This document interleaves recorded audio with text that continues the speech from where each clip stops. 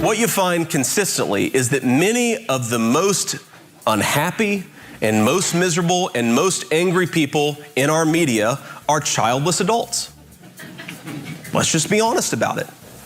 Because look, the elite model, the American dream to the elites is get as much credentials as you can, get as much money as you can, get the most prestigious job, and that's where you're gonna find your self-worth. But I gotta be honest with you, most of our mainstream reporters are not impressive enough to find a lot of self-meaning in their jobs. This man, J.D. Vance, bankrolled by PayPal's Peter Thiel, is second in line to the presidency. He's done things with couches. We've heard a lot of things about J.D. Vance.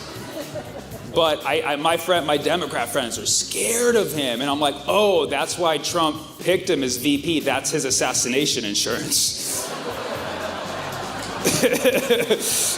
He's like, you can try to kill me, but look who's down the line. Yeah, you don't want that? You want that? Oh, good duck, you know? Meanwhile, comedian Sammy Obeid puts it all in perspective. It was horrible.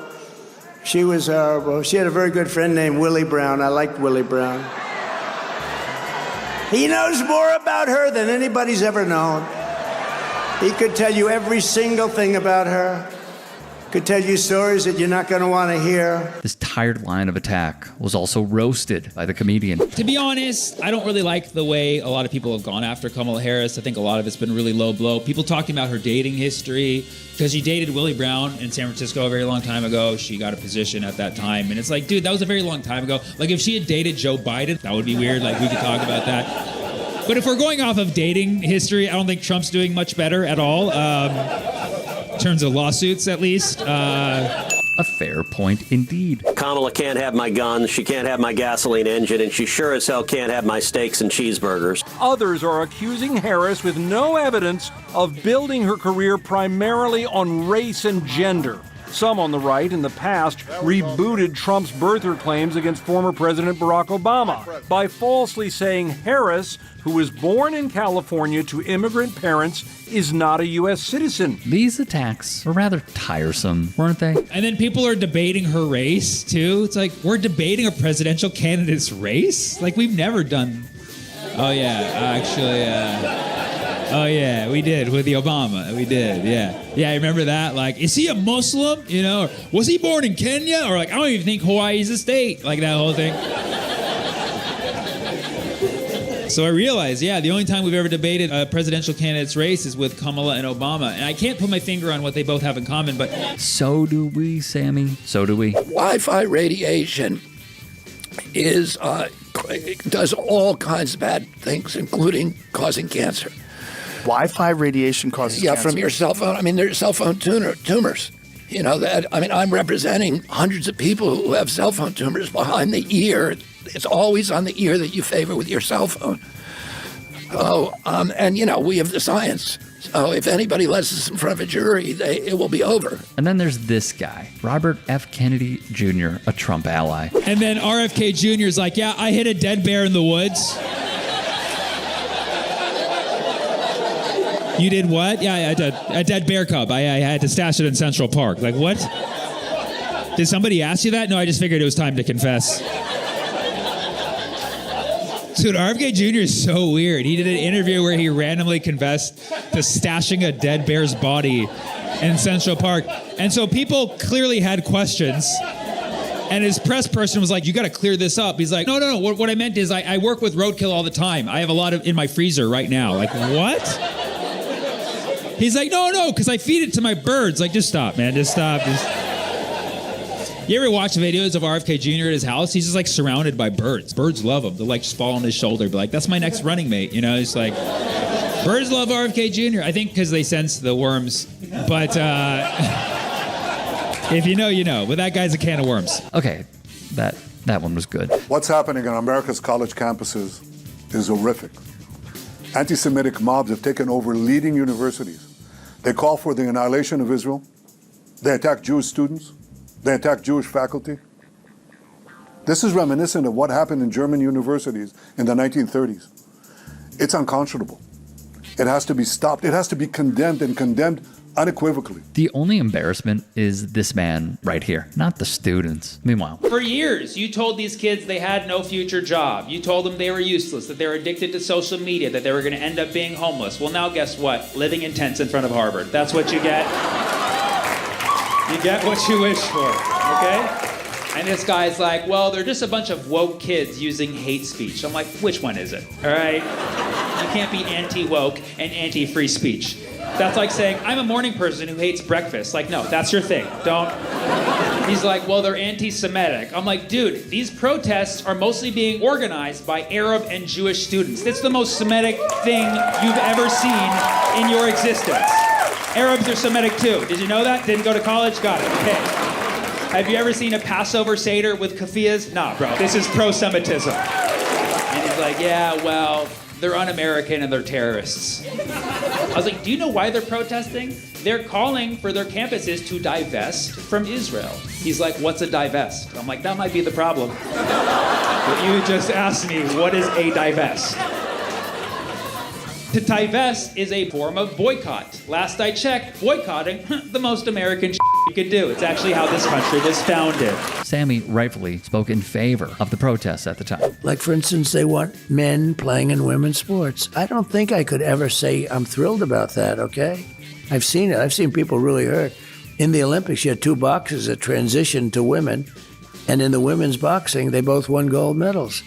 And you saw the one, the young Italian girl got hit a couple of times. She said, oh, bye-bye. I mean, she got hit very hard, and only with lefts. You know, boom, and she then walked back to the corner. She said, I just got hit by a horse.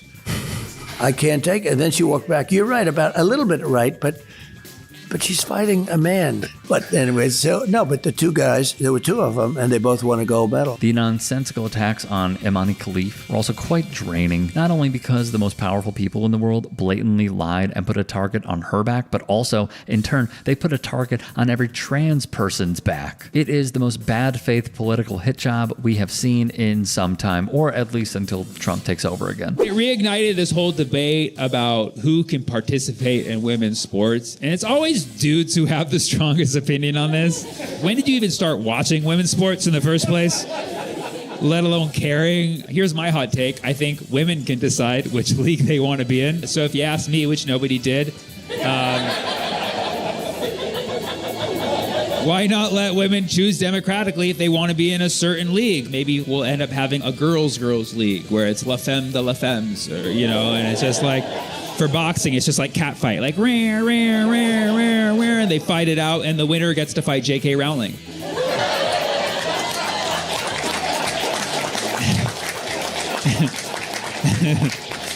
And then we can have a high tea division, you know, that'll be hosted by Joe Rogan. And that's fun to watch. That's good sports. Any dude who complained about trans women in sports, like, shut the f*** up and just watch really good competitors beat the living gender fluid out of each other. You know what I mean?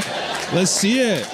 Let's see it. Our defense relationship is critical to both nations, which is why I support the United States' commitment to provide Israel with $38 billion in military assistance over the next decade. Then there's Harris's stance on the war in Gaza. Obeid, a Palestinian American, shared his thoughts. Listen, Kamala lost, so a lot of writers lost their jobs, and it hurts a lot of people. I get it. A lot of people want Kamala to win. And let me tell you, if it's about identity politics, let me tell you, I want a woman president. Okay, I want a woman of color president. Okay, I want a black, Indian, Jamaican, whatever she was on the day president. I want all those things. But can we get a different one? That's all I'm asking for. That's all I'm asking for. Yeah. Give us a top 5. We'll choose, you know, maybe someone not tied up with genocide. I'm asking for too much, huh? I'm asking for too much. I'm sorry. And let me be clear. I will always stand up for Israel's right to defend itself, and I will always ensure Israel has the ability to defend itself, because the people of Israel must never again face the horror that a terrorist organization called Hamas caused on October 7th. For instance, let's say in the next election, let's say DJ Khaled runs. Right? Right, my thoughts exactly, right? Listen, Arabs, you gotta admit, we're gonna have some conflicting emotions. Because we're gonna be like, f*** that guy, he doesn't represent us, right? You know, DJ Khaled, he hasn't spoken about Palestine at all in the last year. You look at his Instagram, he's disabled comments. Because all the comments were like, you fat f***, talk about Palestine. Like, that's what everybody... And now all of his videos are just him eating in front of his kids, and his kids don't even want his food. It's just, they're like, nah. And it's just, yeah, he's disgraced, you know? But you gotta admit, if he did run, party would be like, oh man, Palestinian in the White House, you know what I mean? Makaluba Tuesdays, you know, and it would be kind of cool to see someone, you know, not who looks like me, but who, you know, checks a certain box that I check being in the White House. There'd be something cool, but I would also just be like, can we get a different one, please? That's all I want. And somebody already got mad at me for this comparison. Like, that's comparing Kamala to a DJ. Kamala was a successful lawyer who won case after case. I'm like, yeah, another one. I'm just saying, give us 5 to choose from. We'll pick we the best. You know what I mean? But until then, show us another one. People are mad at me. People are mad at people who didn't vote for Democrats because they opposed the genocide. People want to blame the election on us. So we'll look at the electoral map. That's not what happened. People just like Trump in this country. I mean, if you look at the electoral map, it's a sea of red, and then New Mexico and Colorado for some reason in the middle. It is red. Like, you can literally draw a line from Florida all the way, you know, to Alaska, even through Canada, because they're red too, just like through it, you know. But at least the Democrats finally saw a red line. So, all right. Please do check out Sammy Obeid when he comes to a town near you. For more info, go to sammyko.com. His YouTube can be found under his name for a ton of long-form clips from his shows. Facebook as well, where he has amassed an audience of over 240,000 followers. Instagram with the same handle being, of course, his name. And TikTok. He's a fantastic comedian. Please support him if you can and are willing. Hey, I appreciate you watching. Now, if you can, please do become a channel member by going to youtube.com/TYT Sports and clicking the join button. If that's too much for you, you can just go to tyt.com/join to become a member. It helps all of us out here at the Young Turks and keeps our network afloat. In addition, you could follow me on my socials on Twitter, Instagram, and TikTok. Appreciate the love. Have a great day.